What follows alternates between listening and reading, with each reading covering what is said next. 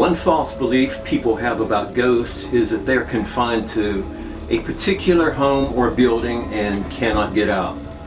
Movies like Beetlejuice and the others, both which I liked, leave viewers with that impression. To dispel that idea, I'm going to show you photos of ghosts out walking the streets as if there are no restrictions on where they can and can't be. Because people are so accustomed to watching video, I've been asked many times why I don't do video. I'm going to show you the first of 3 photos to answer that question. I used to run a ghost tour in Colonial Williamsburg, and this was one of the first ghost photos I would show people, and often people would not see the ghost in plain sight. Do you? Here's a big hint. Look at the far right corner of the house.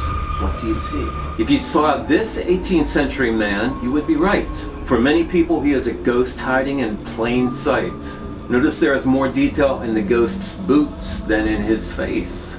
I always take multiple photos of a scene. In this next photo, the ghost is further down the street.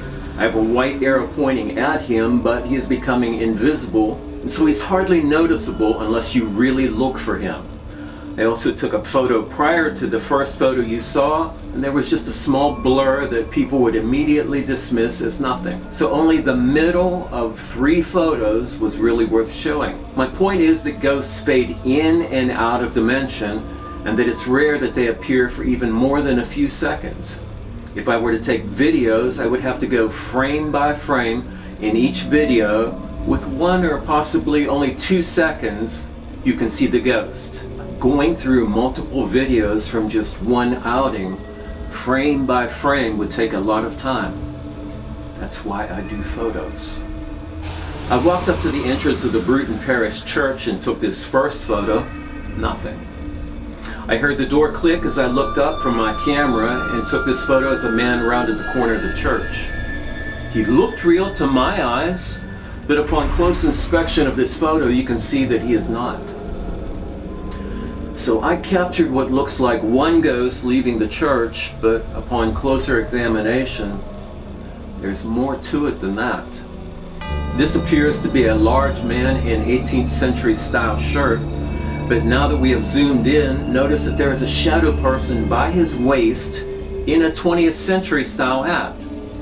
If that were not anomalous enough, if you look closely at the large man's white shirt, you will see smaller faces, and yet his face is clearly not visible. In the third photo, he is gone, and it just looks like the first photo. So in a video, the ghost may have appeared in several frames and then nothing. I took these photos right in a row, so the ghost appeared for a second or possibly even less time than you could say 1/1000. Unless you go frame by frame, you might completely miss the ghost.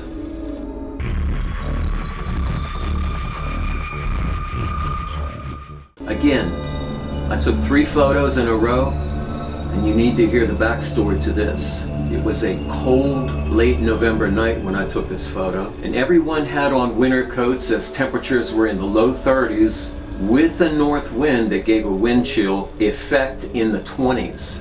Yet this woman showed up in the first photo dressed like it was in the middle of summer, and she was out for an evening run. In the second photo, just taken a second later, she's already fading from sight. The head and torso are smaller, with part of the lower abdomen missing.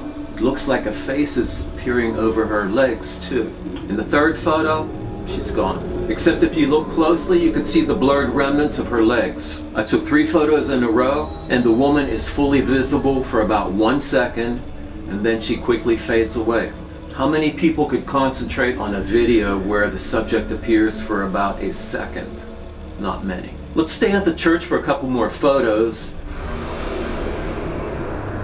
In this one, a young female phantom carries what looks like a small wooden bucket as she walks through the church graveyard. Is she perhaps reenacting the last walk she took?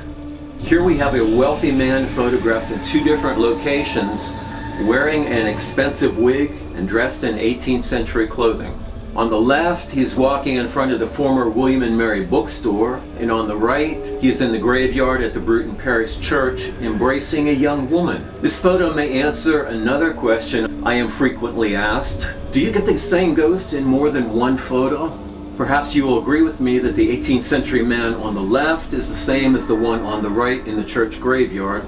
Only one time he has a ponytail and the other time his hair is down, but he's letting a younger woman whisper into his ear. He looks angry that I interrupted his tryst.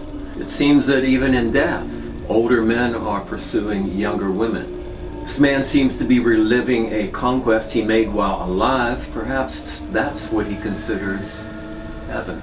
Some of Colonial Williamsburg's security guards have seen this ghost, a young man who seems to have an encounter with the hangman.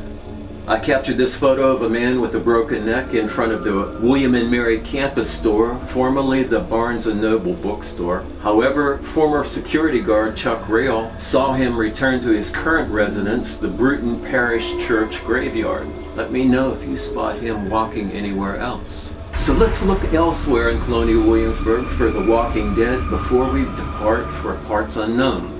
Sometimes the ghosts are only partially visible or opaque, like this one standing in front of the courthouse of 1770. But look closely. This is another face forming on this apparition's chest. Sometimes when a ghost appears, parts of the body are missing or just fade away to nothing. In this photo by the courthouse of 1770, only the 4 white stockings, shoes, and lower legs of the 18th century men showed up. So, no torso and no head.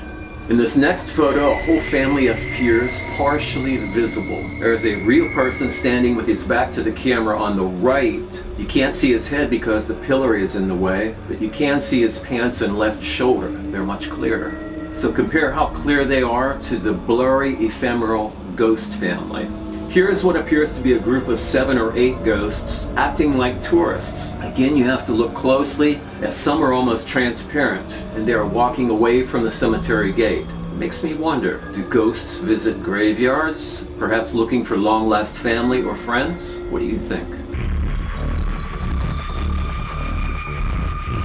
This photo of a shadow person is a preview of an upcoming video series on shadow people. The legs are almost invisible because he is walking, yet you can see the rest of his body, although you can't see any details because he is a shadow person. In this photo, the ghost is clearly walking and you can see his legs in motion. In fact, everything appears clearly except the man's head. Notice all the living people in the background have heads. The clothing style and the shoes say that this man is a 20th century ghost. Just a second later, I took another photo and the headless ghost was gone, but another ghost showed up right in front of me, walking away from the crowd. So if a headless ghost doesn't make you stand up and take notice, perhaps the appearance of a ghost that looks like the character from the movie Hellraiser just might creep you out. Many people have mentioned that he looks like the Pinhead character, only without the pins. But he more than makes up for it with that eerie white glow around his head. This photo has multiple ghosts walking away from the Capitol building, and their outlines are very distorted. But if I zoom in so you can see the details, you will learn why. If you look closely, you will see faces of other ghosts over the apparitions of the walking ghosts. So there are more than 4 outlines of bodies walking down the street, and for the very observant, yes, you did see an animal's face. And that leads me to my next question. Do animals have souls? What do you think?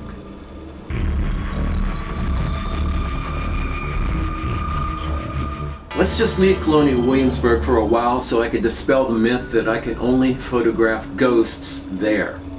Let's go to one of America's most haunted roads near Yorktown, Virginia to find more of the walking dead. This ghost looks deep in thought as he walks beside the road's most haunted bridge, which carries the moniker Crybaby Bridge, because on some nights an infant who was thrown from the top of the bridge by a desperate mother is still heard crying near the bridge's base. Charles City County is home to some of Virginia's most famous large plantation homes of the antebellum epoch, all still in existence today. Although not one of them The Peace Hill Bed and Breakfast has a graveyard on its grounds, and this woman, in a very 19th century style dress, was out walking in the graveyard instead of within the confines of what may have been her former home. There were a group of us there, and all felt the rush of cold air on a sweltering summer evening night before I took this photo. At the Rosewell Plantation in Gloucester, Virginia, this 18th century woman was out walking in a field when she came up right in front of me, and evidently she's not confined to the crumbling remains of one of the area's largest plantation homes. Although not official history, it is said that Thomas Jefferson drafted the Declaration of Independence while staying at this plantation, which was owned by his close personal friend. Bacon's Castle across the James River was built in the 1600s and has a very haunted history. Here you see several women walking about the field, and one of the women actually waved at me, as I was the only person there when this photo was taken. This is a very personal photo taken at my former home on the patio.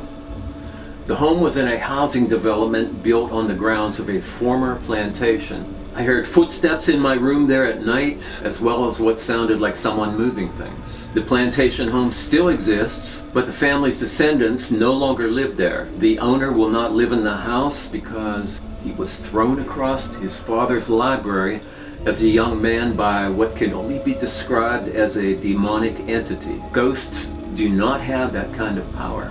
He has not entered into that particular room since that happened.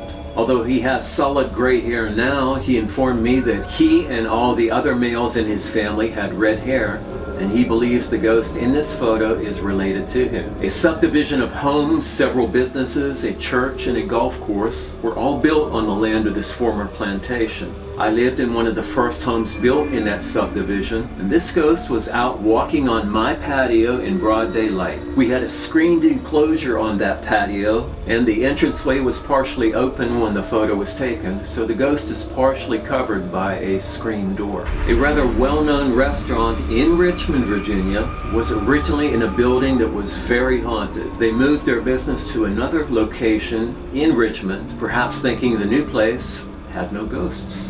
They may be disappointed with this photo. At least one of the Walking Dead is at their new location too. One can only wonder if it followed them when they moved.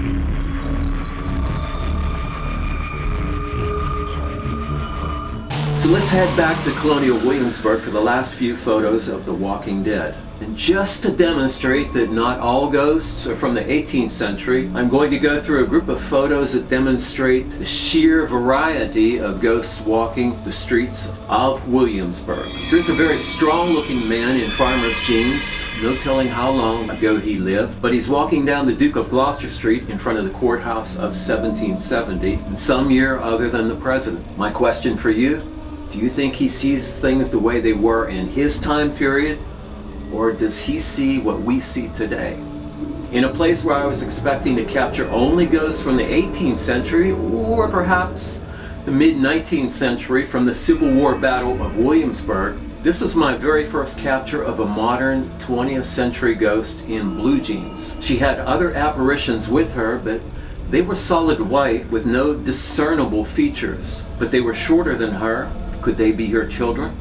Two people in modern 20th century clothing walk near Merchant Square. It's strange how the person in front has legs that are a normal coloring for a white person, but the head is stark white, giving the person a sickly look, not to mention the face has a grimace on it. And we are still in the 20th century with this young couple walking down the Duke of Gloucester Street. The young man is casually dressed and the woman more formally dressed in a black evening gown. This is an African-American woman with solid white hair and an old-style dress that could go back to the 19th century, but not the 18th century because her ankles are showing. Let's go back even further in time with this ghost of an 18th century man walking across the path of Market Square. His clothing says he is a man of wealth and means, but evidently all of his wealth did not help him cross over. By contrast, another young guy is walking down the Duke of Gloucester Street dressed in all black, but I'm not sure what century this clothing is from. Do you know? Continuing with the all black theme, We have a man and a woman clad in black out walking the street, and the woman has a strange hat some believe is a witch's hat. What do you think? A witch's hat or just a fashionable chapeau?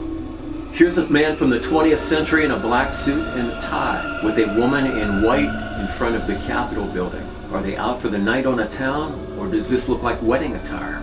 Oh, by the way, notice anything missing? Like a body part or two? Now this feminine fatale phantom definitely looks like she is headlining a wedding somewhere in time. The question is, what century?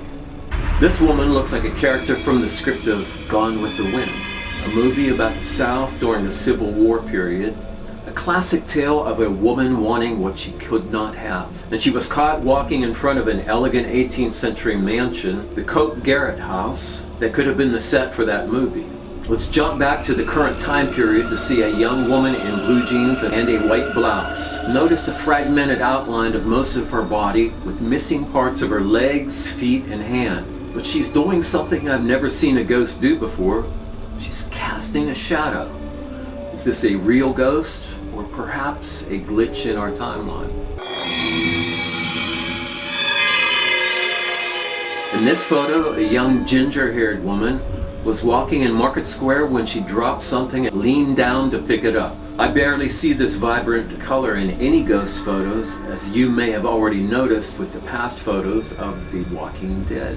Here we have another lady in white, this time in the more modern Merchant Square area with a more modern look to her outfit. However, I don't know if she's a platinum blonde or is wearing a white hat of some kind. Although the left hand is hidden, the right hand is definitely missing, as she extends it out for some reason. And there are distorted forms of other ghosts all around her. Perhaps another ghost party? This last photo has a whole history connected to it. And it amazes me how all the information I've collected over the past few years puts together the last evening of a life of a young woman named Audrey. And I think this may be the photo of what she looked like before she was taken. One evening when coming from the side street next to Tunings, two friends, one an off-duty security guard, Chuck Rail, and the other photographer, heard a group of what sounded like 3 to 4 males and one female laughing and joking, the sound emanating from the front of the tavern. As the two men walked toward the side of the tavern, the conversation they overheard turned hostile and aggressive on the part of the males, and the lone female's demeanor turned from joking to terror. The conversation was not at all muffled, but in the words of the photographer, clear as a bell. Next, it sounded like the young woman was being assaulted, and she began to scream, "No!" The security guard was carrying his gun and badge, and so the two began sprinting to the front of the tavern.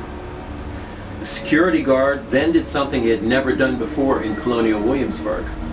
He put his hand on his sidearm, ready to draw it, in anticipation of breaking up a gang attack, and his companion got out his cell phone and dialed 911. As the two broke into a run, the photographer said, "Just tell me when you want me to press send, and I will." Seconds later, they rounded the corner of the front of Tuning's Tavern to find there was no one there. Puzzled at the proximity of the voices, they began to frantically look around to see if the group was anywhere nearby. After searching the surrounding area for close to an hour, they came up with nothing. They began to realize they had just heard a moment in time, perhaps playing over and over, and the sinking feeling that they were helpless to do anything but witness the soundtrack of a terrified woman's memory, perhaps paying the ultimate price for being in the wrong place at the wrong time. About a year later, the two were walking down the same side street, and they heard sounds. They heard insects. They heard a breeze through the trees. They heard water in the grate. All the ambient noises of summer that were missing when they heard the phantom assault on the woman. So was it? About a year after the security guard, Chuck Rail, told this story to me, I had a demonologist come on my tour, and he brought with him a tech device called an Ovilus, and it had been used on paranormal TV shows if you watch them. At Tuning's Tavern, after I told this story to the ghost tour, the name of the woman Audrey, as well as the names of her possible attackers, William, Robert, and Murphy, came up on that tech device. Unbeknownst to me, several weeks later, a friend of mine held an EVP session there and captured the disembodied screams of a woman at tunings and a cry for help when he asked about Audrey. Just so you know, my gift is photography, and I do not use tech devices to talk with the dead because that opens portals that can lead to attachments.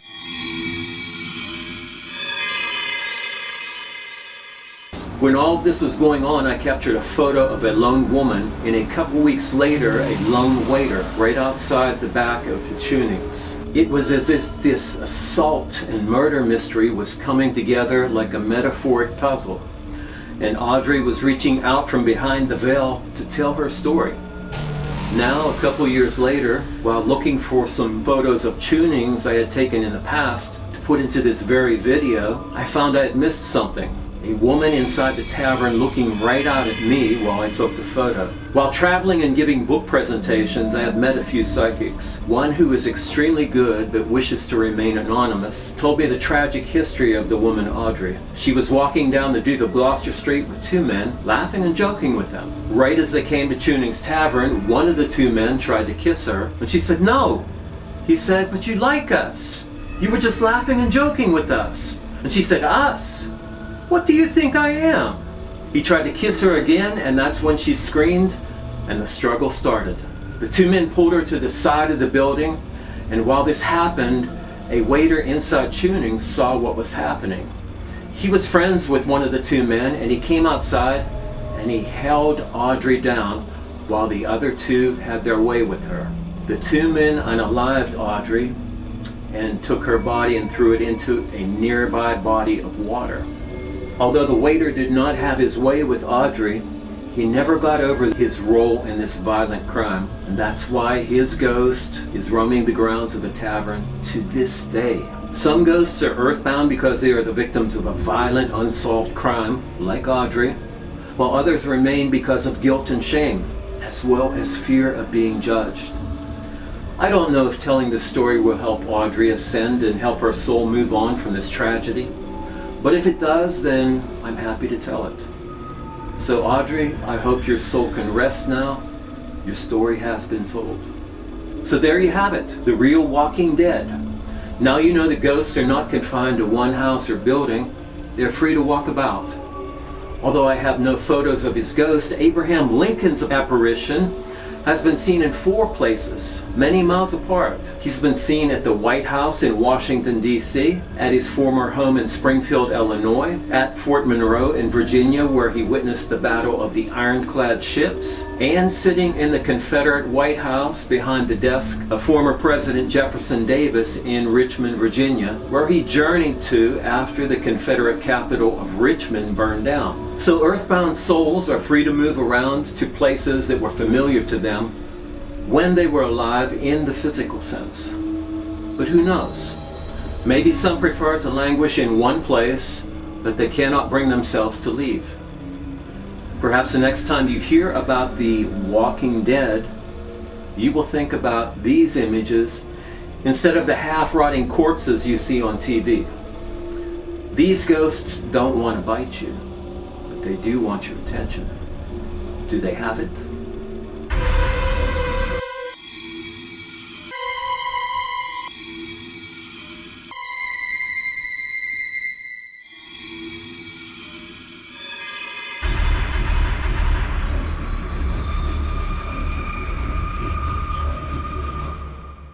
By the way, don't forget to check out Amazon for my books on haunted historic colonial Williamsburg. Links provided below.